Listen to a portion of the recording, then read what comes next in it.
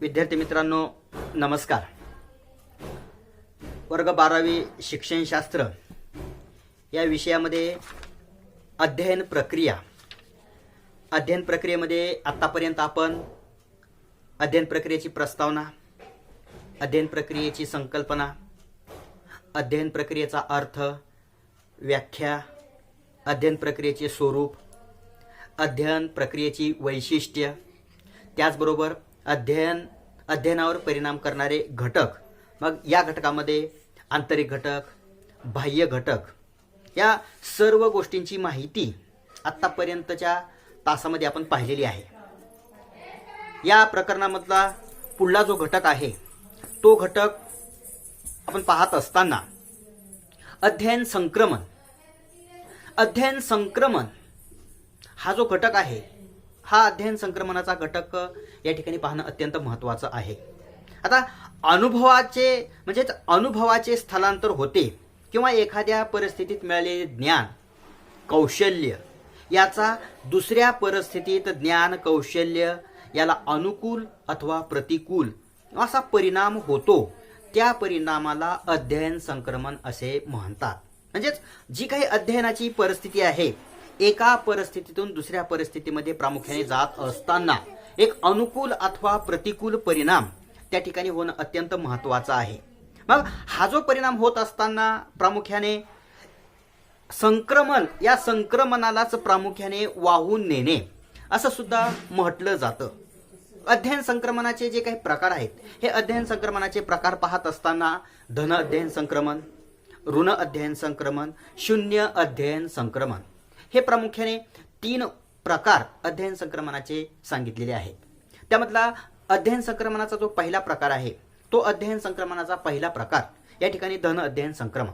आता एका परिस्थितीतून केलेले अध्ययन दुसऱ्या परिस्थितीत करावयाच्या अध्ययनावर, बघा मित्रांनो काय सांगितलेलं आहे की एका परिस्थितीत केलेल्या अध्ययनाचा दुसऱ्या परिस्थितीत करावयाच्या अध्ययनावर जर अनुकूल अथवा प्रतिकूल परिणाम होत असेल तर त्या अध्ययन संक्रमणाला धन अध्ययन संक्रमण असे म्हणतात. आपण एका परिस्थितीतून जात असताना दुसऱ्या परिस्थितीमध्ये त्याचा प्रामुख्याने उपयोग होणे, अनुकूल अथवा प्रतिकूल परिणाम त्या ठिकाणी होणं अत्यंत महत्त्वाचं आहे. समजा अनुकूल अथवा प्रतिकूलच परिणाम होत नसेल तर मग त्या अध्ययन संक्रमणाला काही उपयोग आहे का, किंवा त्याला काही महत्त्व आहे का? त्याला काहीही महत्त्व नाही. म्हणजे एका ज्ञानाचा दुसऱ्या ज्ञानामध्ये प्रामुख्याने आपल्याला त्याचा उपयोग झाला पाहिजे. उदाहरणामध्ये जर आपल्याला सांगायचं असेल तर आपण ज्यावेळेस सायकल चालवायला शिकवतो, सायकल चालवत असताना माणूस एकदा दोनदा पडतो, परंतु सायकल त्या ठिकाणी तो चालवायला शिकतोच. आणि सायकल चालवायला शिकल्याच्या नंतर हळूहळू मग त्याला मोटरसायकल चालवायला सहज शक्य होतं, कारण सायकल चालवण्याचं ज्ञान त्या व्यक्तीकडे असतं आणि सायकल चालवण्याचं ज्ञान त्या व्यक्तीकडे असल्यामुळं प्रामुख्याने तो व्यक्ती मोटरसायकल चालवायला अडचण येणार नाही. कारण तर हे जे ज्ञान आहे, एका परिस्थितीतून दुसऱ्या परिस्थितीमध्ये जात असताना जे काही ज्ञान कौशल्य आहेत किंवा तंत्र आहेत, ते तंत्र अनुकूल अथवा प्रतिकूल परिणाम त्याचा प्रामुख्याने होणं अत्यंत महत्त्वाचं आहे. त्याचा सुद्धा या ठिकाणी आपल्याला अभ्यास करणं उपयुक्त ठरतं. म्हणून अध्ययन संक्रमणाचा जो पहिला प्रकार आहे, तो अध्ययन संक्रमणाचा पहिला प्रकार म्हणजेच धन अध्ययन संक्रमण. काय सांगितले मित्रांनो, एका परिस्थितीतून जात असताना, एका परिस्थितीतून दुसऱ्या परिस्थितीमध्ये जात असताना ज्ञान कौशल्य प्रतिकूल अथवा अनुकूल परिणाम होणे, त्यालाच अध्ययन संक्रमण असे म्हणतात. मग उदाहरणादाखल जर आपल्याला पाहायचं असेल तर या उदाहरणाचा विचार आपल्याला केला तर त्या ठिकाणी ज्या व्यक्तीला सायकल चालवायला येते त्या व्यक्तीला मोटरसायकल चालवायला सहज शक्य होतं. हा झाला अध्ययन संक्रमणाचा पहिला प्रकार. तर दुसरा प्रकार आपल्याला या ठिकाणी पाहायचा तो म्हणजे ऋण अध्ययन संक्रमण. एका परिस्थितीतून केलेल्या अध्ययनाचा दुसऱ्या परिस्थितीत करावयाच्या अध्ययनावर जर विपरीत किंवा प्रतिकूल परिणाम होत असेल, बघा धन संक्रमणामध्ये काय सांगितलेलं आहे, अनुकूल परिणाम होत असेल, आणि इतर ऋण संक्रमणामध्ये काय सांगितले, विपरीत परिणाम होत असेल तर त्यालाच ऋण अध्ययन संक्रमण असे म्हणतात. म्हणजेच मराठी भाषिक व्यक्तीला हिंदी भाषा जमेलच असं नाही. मराठी बोलत असताना माणूस सहज मराठी बोलून जातो, परंतु हिंदी बोलत असताना काय होतं, त्या ठिकाणी व्यक्ती अडखळतो. मग साहजिकच व्यक्ती अडखळल्याच्या नंतर काय होतं, त्याला बोलत असताना अडचणी निर्माण होतात. त्याच्या कानावर जर समजा मराठी शब्द पडले आणि एखाद्या वेळेस हिंदी शब्द पडले तर माणूस समोरचा गोंधळून जातो. म्हणून त्या ठिकाणी विपरीत परिणाम होणं म्हणजेच त्याला ऋण अध्ययन संक्रमण असे म्हणतात. कारण तर आंतरजातीय त्या ठिकाणी जर आंतरजातीय विवाह केल्याच्या नंतर मुलीच्या संसाराचा प्रथा सांभाळणे कठीण जाते. विपरीत परिणाम आहे. एकाच जातीतील मुलाशी जर विवाह केला तर त्या ठिकाणी अडचण येणार नाही, परंतु आंतरजातीय मुलाशी जर त्या ठिकाणी एखाद्या मुलीनं विवाह केला किंवा एखाद्या मुलानं एखाद्या मुलीशी विवाह केला तर त्या ठिकाणी संसार सांभाळणं कठीण जातं, कारण विपरीत परिणाम त्या ठिकाणी होतात. म्हणून ऋण अध्ययन संक्रमणामध्ये एका परिस्थितीत केलेल्या अध्ययनाचा दुसऱ्या परिस्थितीत करावयाच्या अध्ययनावर जर विपरीत परिणाम होत असेल तर त्या अध्ययन संक्रमणाला ऋण अध्ययन संक्रमण म्हणून ओळखलं जातं. आलं लक्षात विद्यार्थी मित्रांनो? आता अध्ययन संक्रमणाचा जो तिसरा प्रकार आहे तो तिसरा प्रकार म्हणजे शून्य अध्ययन संक्रमण. पहिला प्रकार काय सांगितलेला आहे? धन अध्ययन संक्रमण. दुसरा प्रकार काय सांगितलेला आहे? ऋण अध्ययन संक्रमण. आणि तिसरा प्रकार जो आहे तो तिसरा प्रकार म्हणजे शून्य अध्ययन संक्रमण. आता या शून्य अध्ययन संक्रमणामध्ये एका परिस्थितीत करावयाच्या अध्ययनाचा दुसऱ्या परिस्थितीत अध्ययनावर अनुकूल अथवा प्रतिकूल असा कोणताच परिणाम होत नाही. एका परिस्थितीत करावयाच्या अध्ययनाचा दुसऱ्या परिस्थितीत करावयाच्या अध्ययनावर अनुकूल अथवा प्रतिकूल कोणताच परिणाम होत नाही. स्टेप बाय स्टेप काय सांगितलेलं आहे? धन अध्ययन संक्रमणामध्ये अनुकूल परिणाम होतो, ऋण अध्ययन संक्रमणामध्ये विपरीत परिणाम होतो आणि शून्य अध्ययन संक्रमणामध्ये अनुकूल अथवा प्रतिकूल असा प्रामुख्याने कुठलाच परिणाम होत नाही. त्या अध्ययन संक्रमणाला शून्य अध्ययन संक्रमण असे म्हणतात. कारण तर अनुकूलही परिणाम नाही आणि प्रतिकूलही परिणाम नाही, कारण तर त्याच्याशी मिळतं जुळतच नाही. आणि जर समजा मिळतं जुळतं जर नसेल तर मग मात्र ते कसं शक्य होणार आहे? एका परिस्थितीतून दुसऱ्या परिस्थितीमध्ये जात असताना व्यक्तीला अनंत अडचणी निर्माण होतात. त्या अध्ययन संक्रमणाला शून्य अध्ययन संक्रमण असे म्हणतात. आता एका परिस्थितीतून दुसऱ्या परिस्थितीमध्ये जात असताना त्याचं एक उदाहरण आपण पाहू. गणिताच्या अभ्यासाचा संगीत साधनात काही उपयोग आहे का हो? तुम्ही गणिताचं ज्ञान आत्मसात करीत आहात. 2 + 2 = 4 हे गणिताचं ज्ञान तुमच्याकडे आहे. जर त्या ठिकाणी तुम्ही म्हटलात सर मी गणित शिकत आहे, मला पिटी वाजवायला शिका. आता गणित शिकत असताना पिटी वाजवायला शिकवणं म्हणजे काय आहे हो? पिटी संगीतामधलं जे काही ज्ञान आहे हे ज्ञान आत्मसात करणं गणिताशी काही मिळतं जुळतं आहे का? ते प्रामुख्याने मिळतं जुळतं राहणार नाही. किंवा मराठी व्याकरणाचे नियम भौतिकशास्त्रातील सूत्रामध्ये काही फायद्याचे आहेत का? आपण मराठी व्याकरणाचे नियम जे आहेत जर समजा म्हटलं तुम्ही हे मराठी व्याकरणाचे नियम जशाला तसे सायन्स मधल्या फिजिक्सशी मिळते जुळते करा, होतील का? शक्य होणार आहे का? शक्य होणार नाही. कारण तर ते ज्ञान वेगळं हे ज्ञान वेगळं. त्या ज्ञानाशी या ज्ञानाशी ताळमेळ घालता येत नाही किंवा त्याच्याशी मिळतं जुळतं घेता येत नाही. म्हणून शून्य अध्ययन संक्रमण जे आहे हे शून्य अध्ययन संक्रमण पाहत असताना एका परिस्थितीतील अध्ययनाचा दुसऱ्या परिस्थितीतील अध्ययनावर अनुकूल किंवा प्रतिकूल असा कोणताच परिणाम होत नाही. कारण त्याच्याशी जे मिळतं जुळतं नाही त्याच्याशी काहीही संबंध येत नाही. एकतर प्रतिकूलही राहणार नाही आणि अनुकूलही राहणार नाही. म्हणून त्याच्याशी ते एकदम शून्य अध्ययन संक्रमण आहे. अशा पद्धतीनं अध्ययन प्रक्रियामधला जो घटक आहे अध्ययन संक्रमण, या अध्ययन संक्रमणामध्ये 3 प्रकार सांगितलेले आहेत. धन अध्ययन संक्रमण, ऋण अध्ययन संक्रमण आणि शून्य अध्ययन संक्रमण. हे 3 प्रकार या ठिकाणी पाहिल्याच्या नंतर अध्ययनातून संक्रमित होणारे जे काही घटक आहेत हे अध्ययनातून संक्रमित होणारे घटक सुद्धा या ठिकाणी आपल्याला पाहणं महत्वाचं आहे. मग अध्ययनातून संक्रमित होणारे जे घटक आहेत ते घटक म्हणजे ज्ञान आहे, त्याचबरोबर वेगवेगळे कौशल्य आहेत, त्याचबरोबर विशिष्ट दृष्टी आहे. हे जे काही वेगवेगळे घटक आहेत या घटकाचा सुद्धा आपल्याला अभ्यास करणं अत्यंत महत्वाचं आहे. आता ज्ञानाचा जर प्रामुख्याने थोडक्यात विचार केला तर संस्कृतीचे ज्ञान असेल तर मराठी हिंदी लवकर शिकता येते. कारण तर ज्या त्या घटकाशी आपण जर निगडीत असाल तर साहजिकच ते ज्ञान आपल्याला ताबडतोब आत्मसात करता येतं. कारण तर संक्रमित साहजिकच जो मराठी बोलणारा व्यक्ती आहे त्या मराठी बोलणाऱ्या व्यक्तीला साहजिकच अडचण येणारी मराठीमध्ये बोलत असताना, परंतु इतर राज्यातील व्यक्ती आहे तो इतर राज्यातील व्यक्ती जर मराठी बोलण्याचा प्रयत्न करू लागला तर त्याला साहजिकच काय होईल? अडचण निर्माण होईल. म्हणून ज्ञानाचा मुद्दा त्या ठिकाणी अत्यंत महत्वाचा आहे. म्हणून अध्ययनातून संक्रमित होणारे जे घटक आहेत हे घटक त्या ठिकाणी पाहणं महत्वाचं आहे. त्यामधला पहिला घटक आहे तो म्हणजेच ज्ञान. कारण तर संस्कृतीचे ज्ञान असेल तर मराठी आणि हिंदी लवकर शिकता येते. जी काही आपली संस्कृती आहे, जी काही पद्धत आहे त्यानुसार आपण बोललं पाहिजे, त्यानुसार आपण चाललं पाहिजे, म्हणजेच व्यक्तीला त्या ठिकाणी अडचणी येणार नाही. त्यानंतर वेगवेगळे तंत्रे आहेत, पद्धती आहेत किंवा वेगवेगळे कौशल्य आहेत. तंत्र पद्धती कौशल्याचा विचार करत असताना जर आपल्याला तबला वाजवणारा ढोलकी चांगल्या प्रकारे वाजवूच शकतो, कारण तर त्याच्याकडे ते तंत्र आहे. ज्यावेळेस आपण लहानपणी एखाद्या वेळेस मृदंग वाजवायला शिकलो, साहजिकच नंतर अडचण येणार नाही.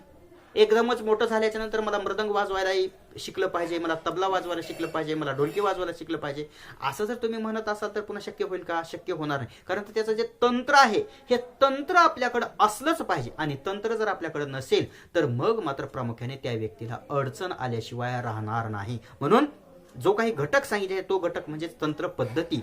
हे तंत्र पद्धती किंवा कौशल्य आहेत, हे कौशल्य आपल्याकडे असलं पाहिजे. एखाद्या व्यक्तीकडे एखाद्या कौशल्य आहे, त्या कौशल्याचा साहजिकच तो चांगल्या पद्धतीने वापर करू शकतो, चांगल्या पद्धतीने ते ज्ञान आत्मसात करू शकतो. कारण तबला वाजवणारा ढोलकी चांगल्या प्रकारे वाजवू शकतोच. त्याला जमत नाही किंवा तू तबला वाजवतोस, तू तबला वाजवायला जमत नाही, तू ढोलकी वाजवू नको असं नाही. त्याला साहजिकच तबला वाजवायला येतो आणि तबला वाजवायला आल्यामुळं तो साहजिकच ढोलकी सुद्धा चांगल्या प्रकारे वाजवू शकतो. हा दुसरा घटक झाला. त्यानंतर तिसरा घटक सांगितलेला, तो तिसरा घटक म्हणजे विशिष्ट दृष्टी आहे. आता ही जी काही दृष्टी आहे या दृष्टीचा विचार करत असताना नेहमी खरे बोलणारा कधीच खोटे बोलत नाही. नेहमी खरं बोलणारा जो काही व्यक्ती आहे हा नेहमी खरं बोलणारा व्यक्ती त्या ठिकाणी कधीच खोटं बोलत नाही. आणि चांगले आचरण करणार आहे तो कधीच वाईट आचरण करणार नाही. बघा काही काही व्यक्ती असतात निष्ठावंत असतात, आपल्याला खोटं बोलणं जमत नाही, आपल्याला खोटं बोलणं खपत नाही, म्हणून ते साहजिकच चांगलंच बोलण्याचा, खरेच बोलण्याचा प्रयत्न करत असतात. कारण त्यांच्याकडे एक विशिष्ट दृष्टी असते आणि त्यानुसार ते जीवन जगण्याचा सुद्धा प्रयत्न करत असतात मित्रांनो. म्हणून नेहमी खरे बोलणारा कधीच खोटं बोलत नाही, त्याचबरोबर चांगले आचरण करणारा कधीच वाईट आचरण करत नाही. कुणाला वाटतं का हो दुसऱ्याचं वाईट व्हावं, माझं चांगलं व्हावं? कुणालाच वाटत नाही. कारण तर प्रत्येकाचा दृष्टिकोन आहे, या दृष्टिकोनानुसार प्रत्येक व्यक्ती त्या ठिकाणी आचरण करत असतो, त्यानुसार जीवन जगण्याचा सुद्धा प्रत्येक व्यक्ती प्रयत्न करत असतो. मग अध्ययन संक्रमित होणारे जे काही घटक आहेत, हे अध्ययन संक्रमित होणारे घटक या ठिकाणी आपण साहजिकच पाहिल्याच्या नंतर अध्ययन संक्रमणाचे फायदे आहेत. कारण हे जे काही फायदे आहेत हे फायदे सुद्धा या ठिकाणी पाहणं अत्यंत महत्वाचं आहे. कारण एका परिस्थितीतून दुसऱ्या परिस्थितीमध्ये जात असताना आपल्याला ज्ञान, तंत्र, कौशल्य विकसित होणं सुद्धा महत्वाचं आहे. मग अध्ययन संक्रमणाचे जे काही फायदे आहेत हे फायदे पाहत असताना विद्यार्थ्यांमध्ये नवीन कौशल्य येतात. आपल्याकडे एखादं कौशल्य जर नसेल तर साहजिकच त्या ठिकाणी आपल्याला कौशल्य प्राप्त होतं, नवनवीन कौशल्य त्या ठिकाणी आपण शिकत असतो, तंत्र विकसित होत असतात, विद्यार्थ्यांना सामान्यीकरण करण्यास मदत होते, त्याचबरोबर विद्यार्थ्यावर चांगले संस्कार करण्यास मदत होते. कारण तर संक्रमण जे आहे ते वाहून नेण्याची जी काही प्रक्रिया आहे, एखादा घटक आपल्याला जमत नसेल, या घटकातून हे अशा पद्धतीने आपल्याला प्रामुख्याने ज्ञान प्राप्त होतं आणि हे ज्ञान प्रामुख्याने प्राप्त करणं अत्यंत महत्वाचं आहे, असा एक विचार त्या ठिकाणी प्रत्येक व्यक्ती करत असतो. म्हणून हे जे काही वेगवेगळे घटक आहेत, त्यानंतर पुढला घटक सांगितले विद्यार्थ्यामध्ये अभ्यासाची आवड निर्माण होते. एखाद्या वेळेस आपल्याला तंत्र आपल्यामध्ये विकसित झालं, हे तंत्र विकसित झाल्याच्या नंतर साहजिकच आपण विचार करतो की बाबा आपल्याला याची गोडी निर्माण झाली पाहिजे, हे ज्ञान आपल्याला प्राप्त झालं पाहिजे आणि या ठिकाणी आपण याची गोडी निर्माण केल्याशिवाय आपल्याला शक्य होणार नाही. अशा पद्धतीनं विद्यार्थी मित्रांनो अध्ययन संक्रमणाची थोडक्यामध्ये माहिती, अध्ययन संक्रमणाचे प्रकार, धन अध्ययन संक्रमण, ऋण अध्ययन संक्रमण, शून्य अध्ययन संक्रमण, त्यानंतर अध्ययनातून संक्रमित होणारे घटक आहेत, ज्ञान आहे, तंत्रे आहेत, कौशल्य आहे, विशिष्ट दृष्टिकोन आहे, विशिष्ट दृष्टी आहे, त्यानंतर अध्ययन संक्रमणाचे जे काही फायदे आहेत हे अध्ययन संक्रमणाचे फायदे सुद्धा आपल्याला या ठिकाणी पाहता येतात. त्यानंतर त्याच्यानंतरचा पुढला मुद्दा आहे तो मुद्दा अध्ययन उपपत्ती. आता अध्ययनाच्या उपपत्त्या ज्या आहेत, या अध्ययनाच्या उपपत्त्या अनेक मानसशास्त्रज्ञांनी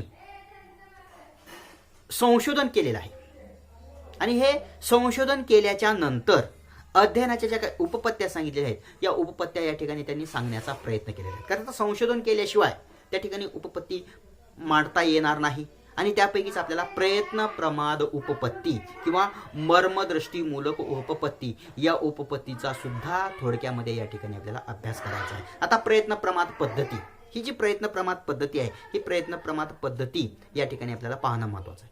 थॉर्नडाईक हा विचारवंत आपल्याला माहित असेल, एडवर्ड ली थॉर्नडाईक या अमेरिकन मानसशास्त्रज्ञाने या ठिकाणी अध्ययन प्रक्रियेचा अभ्यास करण्यासाठी विविध प्राण्यावर प्रयोग केलेले आहेत. बघा, प्राण्यावर प्रयोग केलेले आहेत. काही मानसशास्त्रज्ञांनी काय केलेले आहे मित्रांनो की प्राण्यावर प्रयोग केलेले आहेत आणि प्राण्यावर प्रयोग केल्याच्या नंतर त्या ठिकाणी त्यांना उपपत्त्या निर्माण केलेल्या आहेत. आता प्राण्यावर प्रयोग करत असताना या ठिकाणी अध्ययनाची पहिली जी उपपत्ती सांगितली आहे, या उपपत्तीमध्ये प्रयत्न प्रमाद पद्धती, ही प्रयत्न प्रमाद पद्धती या ठिकाणी थोडक्यामध्ये थॉर्नडाईक या मानसशास्त्रज्ञाने या ठिकाणी मांडलेली आहे. आणि अध्ययन प्रक्रियेचा अभ्यास करत असताना विविध प्राण्यावर त्यांनी प्रयोग केलेले आहे. 1898 साली बघा, इसवी सन 1898 साली ॲनिमल इंटेलिजन्स एक्सपेरिमेंटल स्टडीज या पुस्तकात आपली उपपत्ती मांडलेली आहे. कुणी मांडलेली आहे? तर थॉर्नडाईक या मानसशास्त्रज्ञांनी प्राण्यावर प्रयोग केलेले आहे. आणि प्राण्यावर प्रयोग केल्याच्या नंतर त्यांनी या ठिकाणी एक उपपत्ती मांडलेली आहे. ती उपपत्ती म्हणजेच प्रयत्न प्रमाद पद्धती. प्रयत्न केल्याच्या नंतर साहजिकच कोणतीही गोष्ट शक्य होते, असं नाही की एखादी गोष्ट शक्य होत नाही. नंतर प्रयत्न केल्याशिवाय कुठली गोष्ट साध्य होणार आहे का मित्रांनो? प्रयत्न केल्याशिवाय आपल्याला कुठलीच गोष्ट साध्य होणार नाही. म्हणून अगोदर आपण प्रयत्न करायला शिकलं पाहिजे. चुका आणि शिका ही पद्धती माहित आहे आपल्याला. चुका झाल्या तरी चालतील, परंतु आपलं चुकलेलं आहे, आता कसं त्यामध्ये सुधारणा करू की असं म्हणून जर तुम्ही बसलात तर त्या ठिकाणी सुधारणा होणार नाही. एखाद्या वेळेस माणसाच्या हातून चूक होऊ द्या, चूक झालं तरी काही फरक पडते, परंतु सुधारण्याची संधी आपल्याकडे असते. म्हणून त्या ठिकाणी आपण सुधारण्याचा प्रयत्न केला पाहिजे. म्हणून थॉर्नडाईक या मानसशास्त्रज्ञाने एक प्रयोग केलेला आहे. त्या प्रयोगाच्या आधारे त्यांनी प्रयत्न प्रमाद पद्धती या ठिकाणी स्पष्ट केली. आता तो प्रयोग कोणता आहे तर मी तुमच्यासमोर थोडक्यामध्ये प्रयोग सांगतो. एक पिंजरा आहे. थॉर्नडाईक या मानसशास्त्रज्ञाने काय केलेलं आहे, एका पिंजऱ्यामध्ये भुकेल्या मांजराला ठेवलेला आहे. एक कुटपेटी म्हणून आपण त्याला काय पिंजरा म्हणून, त्या पिंजऱ्यामध्ये थॉर्नडाईक यांनी एका भुकेल्या मांजराला ठेवलेला आहे. आणि त्या पिंजऱ्याच्या बाहेर एका प्लेटमध्ये त्याला दिसेल अशा पद्धतीने त्याच्या आवडीचे पदार्थ, आता मांजराला काय आवडतात, मासे असतील, उंदीर असेल, आणखीन काय जे असेल ते, ब्रेड असेल, वेगवेगळ्या गोष्टी असतील, या गोष्टी त्याच्या समोर ठेवलेल्या आहेत.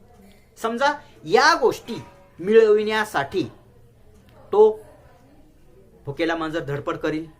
अन्न मिळविण्यासाठी तो काय करेल, धडपड करेल. कारण भुकेला मांजर आपले अन्न मिळविण्यासाठी कोणते ना कोणते तो प्रयत्न करत असतोच. आणि भुकेले मांजर अन्न मिळविण्यासाठी त्या पिंजऱ्यामध्ये खूप वेगवेगळ्या प्रकारच्या हालचाली करतो. त्या गजाला चावतो, ओरडतो, इकडून त्या पिंजऱ्यामध्ये उड्या मारतो, त्या गजाला ओरबडतो. खूप हालचाली केल्याच्या नंतर योगायोगाने, बघा काय म्हणतो मी, अनेक हालचाली केल्याच्या नंतर योगायोगाने त्या मांजराचा पाय त्या पिंजऱ्यातील एका खटक्यावर पडतो. त्या पिंजऱ्यामध्ये एक प्रकारचा खटका असतो आणि त्या खटक्यावर प्रामुख्याने त्याचा एक अचानकपणे पाय पडतो आणि पाय पडल्याच्या नंतर पिंजऱ्याचा दरवाजा उघडला जातो, असे आपल्याला दिसून येते. म्हणजे अशी प्रक्रिया, असा प्रयोग वेगवेगळ्या त्या ठिकाणी सातत्याने केल्याच्या नंतर प्रयोगांती मांजर मासे मिळविण्यासाठी त्याच्या अनावश्यक ज्या काही हालचाली होत्या त्या अनावश्यक हालचाली त्या ठिकाणी त्यानं बंद केल्या आणि ताबडतोब अनावश्यक हालचाली न करता त्या खटक्यावर किंवा त्या बटनावर तो केवळ पाय देऊन अन्न मिळविण्याचा तो प्रयत्न करू लागला. का प्रयत्न करू लागला? त्याच्या ज्या काही अनावश्यक हालचाली होत्या, या अनावश्यक हालचाली त्या ठिकाणी तो बाजूला ठेवला आणि अनावश्यक हालचाली बाजूला ठेवून तो आपल्याला जे पाहिजे तो मिळवण्याचा प्रयत्न करू लागला. म्हणून या प्रयोगावरून प्रयत्न प्रमाद पद्धती, या प्रयत्न प्रमाद पद्धतीमध्ये काही वेगळे वैशिष्ट्य सुद्धा सांगितले आहेत. म्हणजेच प्रेरणा आहे, शोधात्मक हालचाल आहे, योगायोगाची यश आहे, त्यानंतर तयारीचा, म्हणजे हे जे वेगवेगळे नियम आहेत हे नियम सुद्धा या ठिकाणी आपल्याला पाहता येतात. हे जे काही आहे म्हणजेच प्रयोग जो केलेला आहे, या प्रयोगाच्या आधारे कोणता प्रयोग केलेला आहे, प्रयत्न प्रमाद पद्धती. या प्रयत्न प्रमाद पद्धतीच्या आधारे आता प्रेरणा, भुकेमुळे काय केलेलं आहे, मांजराने अन्न मिळवण्याचा प्रयत्न केलेला आहे आणि तो अन्न मिळवण्याच्या प्रयत्नाची प्रेरणा ही प्रामुख्याने त्याच्यामध्ये प्राप्त झालेली आहे. आणि प्रेरणा जोपर्यंत मिळत नाही किंवा मिळवण्यासाठी काही ना काही धडपड केली पाहिजे. तुम्ही जर म्हणत असाल दे रे हरी पलंगावरी, मिळेल का हो आपल्याला? मिळणार नाही. प्रयत्न करावेच लागतील आणि प्रयत्न केल्याशिवाय आपल्याला ते प्राप्त होणार नाही. म्हणून ते मिळविण्याची प्रेरणा आपल्यामध्ये असली पाहिजे. त्याचबरोबर दुसरं वैशिष्ट्य सांगितले, शोधात्मक हालचाल. तुमच्यामध्ये ज्या काही हालचाली आहेत, दृष्टिकोन साध्य करण्यासाठी मांजर विविध पर्याय शोधू लागला. जो काही त्याचा दृष्टिकोन आहे तो दृष्टिकोन साध्य करण्यासाठी प्रामुख्याने तो काय करू लागला, वेगवेगळे पर्याय शोधू लागला आणि पर्याय शोधूनच तो अन्न हस्तगत करण्याचा प्रामुख्याने त्याने प्रयत्न केलेला आहे. त्यानंतर यश प्राप्तीमुळे दृढीकरण. खटका दाबला की अन्न मिळत असल्यामुळे मांजर त्या ठिकाणी निरर्थक प्रयत्नच करणं बंद केला, कारण तर त्याच्या समोर एक यश प्राप्तीचा दृष्टिकोन होता. आपण काय करायचं, अनावश्यक हालचालीच करायच्या नाही. आणि अनावश्यक हालचाली न करता यश प्राप्ती कशामध्ये आहे हे साहजिकच त्यानं ओळखलं. त्या मांजरानं कशामुळे ओळखलं, म्हणजे कशामुळे त्याला समजलं की एकंदरीत त्याच्या अनावश्यक हालचाली प्रामुख्याने त्या ठिकाणी बंद झाल्या, आणि अनावश्यक हालचाली बंद झाल्यामुळं केवळ तो खटका दाबून मासे मिळवू लागला. आणि हे कशामुळे त्यानं शिकला, तर एकंदरीत त्याने ज्या काही वेगवेगळ्या हालचाली होत्या त्याच्या वेगवेगळ्या हालचाली त्याने बंद केल्या आणि त्या ठिकाणी तो मिळविण्याचा प्रयत्न करू लागला. योगायोगाचे यश आहे. आता योगायोगाचे यशचा विचार केल्याच्या नंतर काय, विविध पर्यायाचा शोध घेत असताना योगायोगाने मांजराचा पाय त्या खटक्यावर पडला आणि अन्न मिळाले. योगायोगानं आहे. साहजिकच प्रयत्न करत असताना यश मिळतच, आणि विविध पर्याय त्या ठिकाणी आपण शोधले पाहिजेत. याच्यामध्ये आपल्याला काही प्राप्त होत नसेल तर दुसऱ्यामधून प्राप्त करण्याचा त्या ठिकाणी प्रयत्न केला पाहिजे, आणि यश मिळवण्यासाठी त्या ठिकाणी धडपड केली पाहिजे. यश जर मिळत नसेल तर त्या ठिकाणी धडपड कशाला करायची, अगोदर धडपड करणं अत्यंत महत्वाचं आहे. यश मिळवण्यासाठी प्रत्येक व्यक्तीने धडपड केली पाहिजे, आणि धडपड करत असताना योगायोगाने कोणत्या ना कोणत्या क्षेत्रामध्ये आपल्याला साहजिकच यश प्राप्त होतच. म्हणून अशा पद्धतीनं अध्ययनाची जी काही उपपत्ती आहे, अध्ययनाची उपपत्ती मांडत असताना थॉर्नडाईकनं प्रयत्न प्रमाद पद्धती मांडलेली आहे. आणि ही प्रयत्न प्रमाद मांडत असताना एक प्रयोग केलेल्या मांजरावर प्रयोग केल्याच्या नंतर त्या प्रयोगाच्या आधारे त्याच्या असे लक्षात आले की एकंदरीत अनावश्यक हालचाली कमी केल्याच्या नंतर शोधात्मक हालचाली आहेत, प्रेरणा आहेत, त्यानंतर योगायोगाचे यश आहे, आणि यश प्राप्तीमुळे जे काही दृढीकरण आपल्याला प्राप्त होणार आहे हे साहजिकच आपल्याला प्राप्त होतं. निरर्थक हालचाली आहेत, या निरर्थक हालचाली सुद्धा त्या ठिकाणी आपण कमी केल्या पाहिजेत. हे प्रयत्न प्रमाद पद्धतीवरून लक्षात आलं. म्हणून थॉर्नडाईक यांनी काही अध्ययनाचे नियम मांडलेले आहेत. हे थॉर्नडाईक यांनी काय केलेले आहे, अध्ययनाचे नियम मांडलेले आहेत. हे नियम आपल्याला या ठिकाणी पाहणं महत्वाचं आहे. तयारीचा नियम आहे, सरावाचा नियम आहे, आणि परिणामाचा नियम आहे. बघा, एखादी गोष्ट शिकण्यासाठी शरीराची आणि मनाची तयारी असेल तर ती गोष्ट शिकत असताना कधीही अडचण येत नाही. आपण वर्गात बसतो, नुसतं शरीरानं वर्गात बसून चालतं का, हो, मनानं सुद्धा वर्गात आपण बसलं पाहिजे. जोपर्यंत शरीरानं आणि मनानं वर्गात बसणार नाही तोपर्यंत आपल्याला यश प्राप्ती मिळणार नाही. म्हणून एखादी गोष्ट शिकण्यासाठी शरीराची आणि मनाची मानसिक तयारी असली पाहिजे, आणि मनाची तयारी जर नसेल तर त्या ठिकाणी यश प्राप्त होणार नाही. कोणत्याही गोष्टीकडे जात असताना तयारीने गेलं पाहिजे. मी हे करील, मी ते करील, फक्त तिथपर्यंत जाजेपर्यंत, त्याच्यानंतर गेल्याच्या नंतर आता हे काय मला जमल, मला ह्याच्यामध्ये काय होतं की, असं जर तुम्ही म्हणत बसला तर विद्यार्थी मित्रांनो त्या ठिकाणी आपल्याला यश प्राप्त होणार नाही. म्हणून अगोदर तुमची तयारी असली पाहिजे. जोपर्यंत तुम्ही तयारी करणार नाही तोपर्यंत तुम्हाला यश प्राप्त होणार नाही. त्यानंतर सरावाचा नियम आहे. एखाद्या विशिष्ट कृती करत असताना किंवा ध्येय साध्य करत असताना वारंवार सराव केला पाहिजे, त्याची कृती केली पाहिजे. वारंवार सराव किंवा कृती केल्याशिवाय ते त्या ठिकाणी आपल्याला ज्ञान आत्मसात होणार नाही.